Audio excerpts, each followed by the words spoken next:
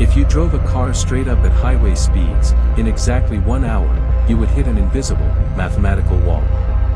A threshold where the laws of flight instantly collapse, and the terrifying physics of deep space take over. At exactly 62 miles, or 100 kilometers, above your head, wings become completely useless. Aerodynamic lift dies. To keep from falling out of the sky, a ship must suddenly accelerate to an impossible 17,500 miles per hour. But here is the secret most people do not know. Scientists and the world's most powerful militaries are currently locked in a fierce, silent war over this exact boundary. Where does Earth actually end?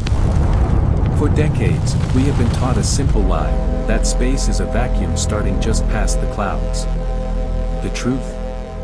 Earth's atmosphere does not have a hard ceiling. It thins out gradually, molecule by molecule, stretching all the way to the moon. But humanity needed a border. Enter physicist Theodore von Kármán. He calculated the exact altitude where the air becomes too thin to support traditional flight. It became known as the Kármán Line. But this is where things get strange. What I am about to reveal next is the exact reason hundreds of thousands of truth seekers are joining deep space secrets every single day. If you want to uncover the classified cosmic realities they do not teach in school, hit that follow button right now.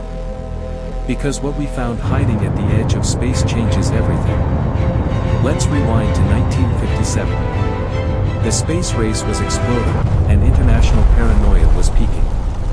If a Soviet satellite flew over the United States, was it violating sovereign airspace, or was it legally in space? The International Aeronautics Federation adopted Kármán's 100-kilometer line as the official border to solve this crisis. It seemed like the perfect mathematical compromise. But as modern satellites and sensors finally looked closer at this boundary, they spotted something impossible.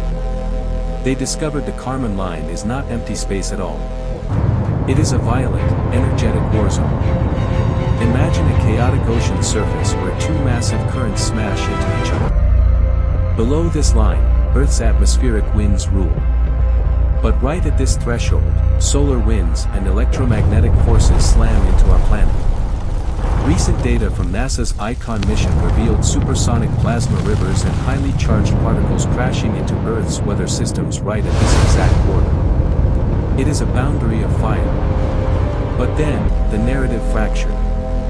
Just when you thought we had it figured out, astrophysicist Jonathan McDowell dropped a bombshell.